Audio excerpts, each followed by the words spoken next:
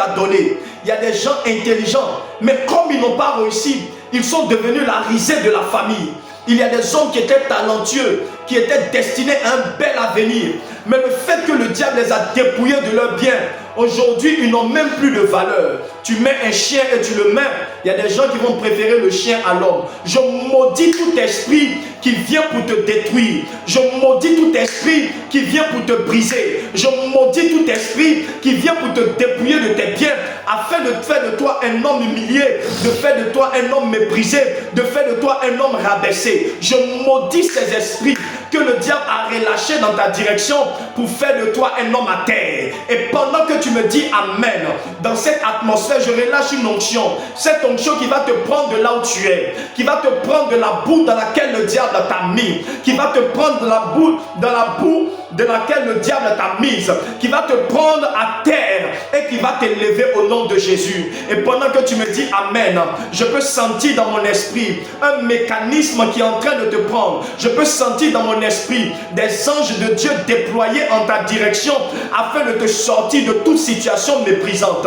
Si tu me donnes un Amen, je pousse un peu encore. Je peux sentir dans l'esprit des anges de Dieu déployés dans ta direction afin de te sortir de cette situation humiliante, afin de te faire sortir de cette situation humiliante. Oh, j'aime ce que la Bible déclare dans le psaume 60 verset 14. Il dit: avec Dieu nous ferons des exploits et il écrasera nos ennemis. Avec Dieu, nous ferons des exploits. Toutes les fois où on parle d'espoir, ça veut dire que la situation de cet homme est sans espoir. Parce que c'est lorsqu'il n'y a plus d'espoir qu'on peut parler d'exploit. Je suis en train de parler à une personne qui se trouve dans une situation où il n'y a plus d'espoir. Le diable t'a tellement volé, t'a tellement dépouillé, tu n'as tellement plus rien.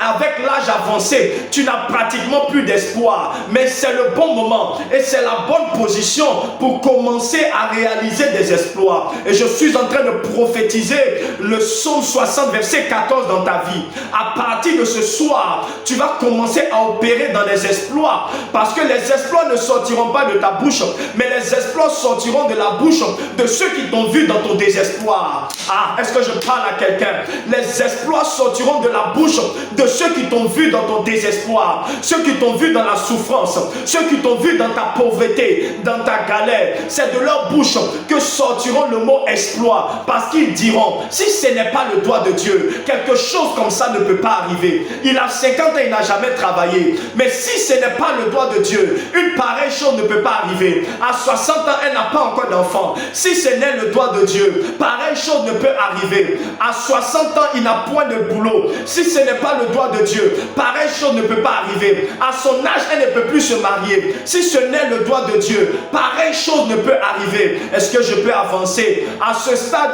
il n'a point de diplôme. Elle n'a point de diplôme, point de qualification, point de compétence. Il est impossible, dans un monde comme celui-ci, d'avoir un tel travail. Mais je suis en train de t'annoncer que le doigt de Dieu est en mouvement dans ta direction. Je pensais que je parlais à quelqu'un ici. Je suis en train d'annoncer à quelqu'un que le doigt de Dieu est dans ta direction maintenant. Le doigt de Dieu est dans ta direction. Ce doigt-là a parcouru toute l'histoire. Ce doigt-là a parcouru toute l'histoire. De l'Ancien Testament jusqu'au Nouveau Testament, les hommes ont vu le doigt de Dieu en action.